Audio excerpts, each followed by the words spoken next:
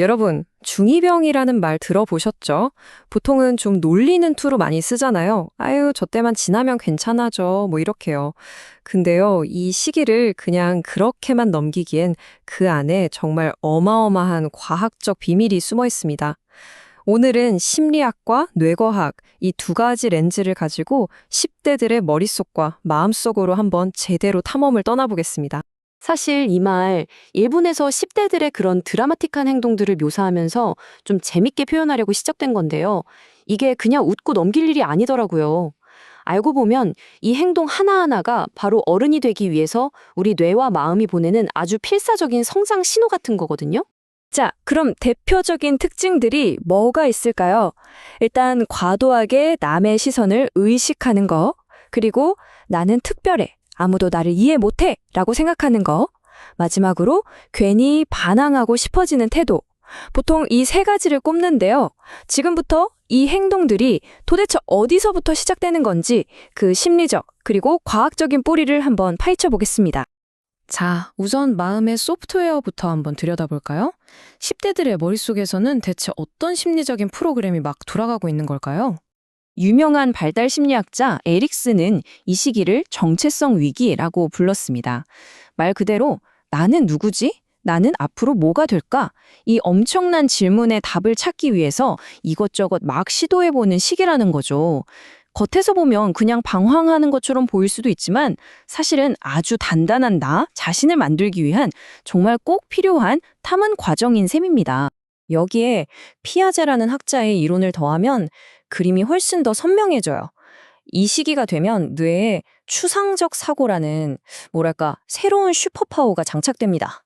그 전까지는 생각도 못했던 정의란 무엇인가, 이상적인 세상은 어떤 걸까 이런 걸 막 고민하게 되는 거죠. 그러니까 어른들의 세상이 되게 불완전하고 모순적으로 보이기 시작하는 거예요. 그리고 동시에 남들이 나를 어떻게 볼까? 이걸 상상하는 능력도 폭발적으로 늘어나니까 모든 사람들의 시선에 아주 예민하게 반응하게 되는 겁니다.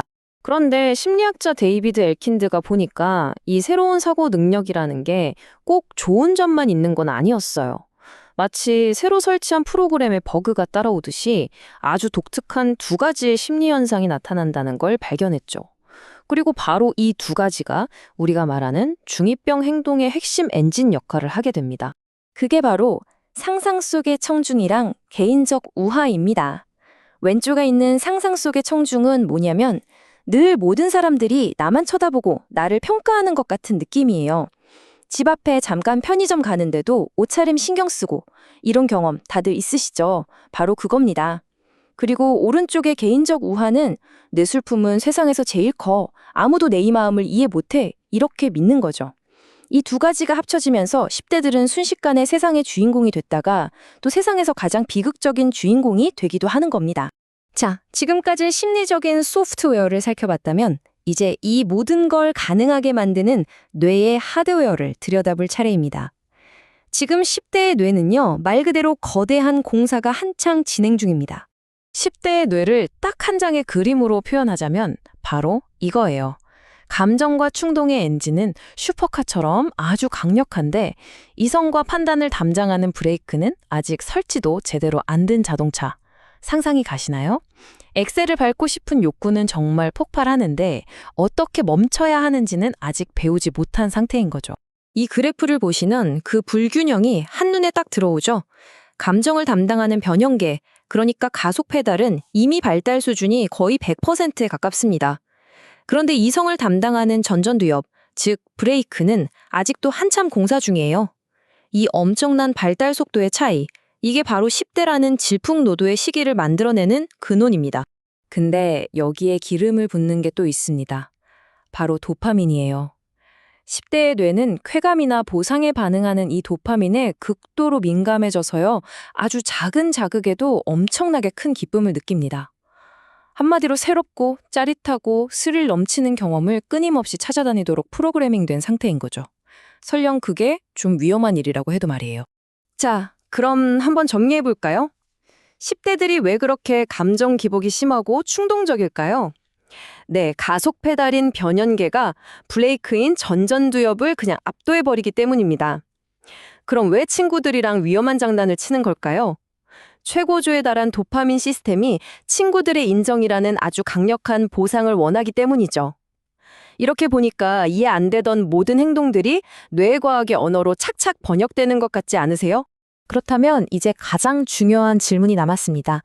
그래서 뭐 어쩌라고? 우리가 알게 된 이 과학적 지식을 가지고 부모로서 또 교육자로서 그리고 한 사회의 구성원으로서 무엇을 해야 할까요? 이제 관점을 좀 더 실용적인 쪽으로 옮겨보겠습니다.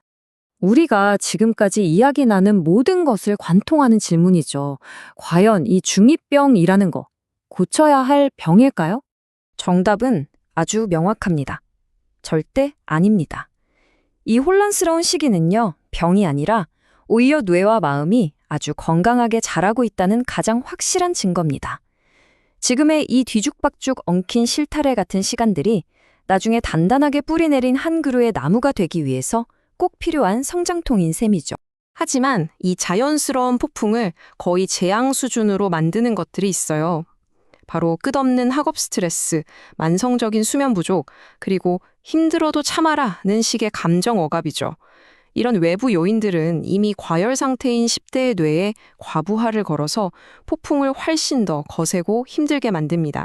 그렇다면 우리는 어떻게 이 폭풍을 함께 항해할 수 있을까요? 핵심은 생각보다 간단합니다. 첫째, 오늘 우리가 이야기 나눈 이 과학적인 사실을 이해하는 것에서 모든 게 시작됩니다. 그리고 판단하기 전에 공감하면서 들어주고 뇌가 스스로를 재정비할 시간을 벌어주기 위해서 특히 잠을 충분히 잘 수 있게 도와주는 겁니다. 그리고 무엇보다 중요한 건 그 아이들의 행동을 문제가 아니라 성장의 증거로 바라보는 바로 우리의 시선입니다. 오늘 설명을 마무리하면서 이 질문을 여러분께 남기고 싶습니다. 이 시기에 겪는 강렬한 감정, 그리고 나는 누구인가에 대한 치열한 탐구는요, 사실 훗날 갖게 될 자기 확신과 타인에 대한 공감 능력의 씨앗이거든요.